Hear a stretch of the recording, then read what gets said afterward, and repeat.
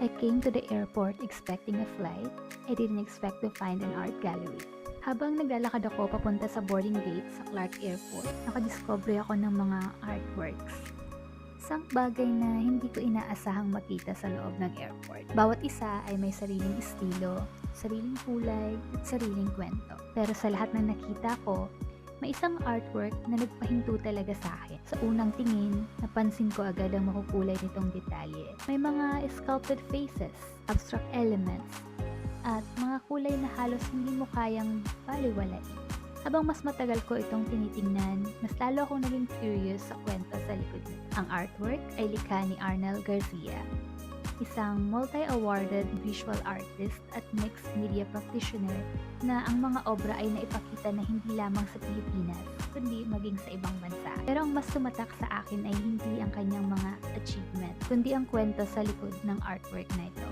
Ayon sa kanya, ang mukha ng lalaking may pulang marka sa mata ay representasyon niya mismo. Noong Pebrero kasi this year, may pumutok na ugat sa kanyang mata. Sa loob ng halos isang buwan, pula lang ang kanya nakikita. Maging ang mga tuwid na linya ay nagmumukhang kurbado. I can imagine na napakalaking challenge na para sa kahit sino.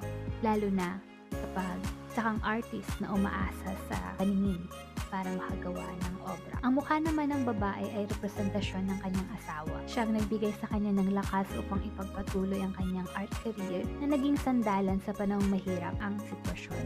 At doon ko na-realize na hindi lang pala ako nakatingin sa isang artwork. Nakatingin ako sa isang kwento ng pagbangon, isang kwento ng pagmamahal, at isang kwento na pagpapatuloy sa kabila ng mga pagsubok. Minsan, ang pagiging artist ay hindi lang nasa talento, sa tapang din na magpatuloy kahit mahirap, na lumikha kahit na may pinagdadaanan. Maraming salamat kay Sir Arnel Garcia sa pagbahagi ng kwento sa likod ng artwork na ito. Kung isa kang artist, creator, o kahit sinong may pangarap, sana maging paalala ito na magpatuloy lang.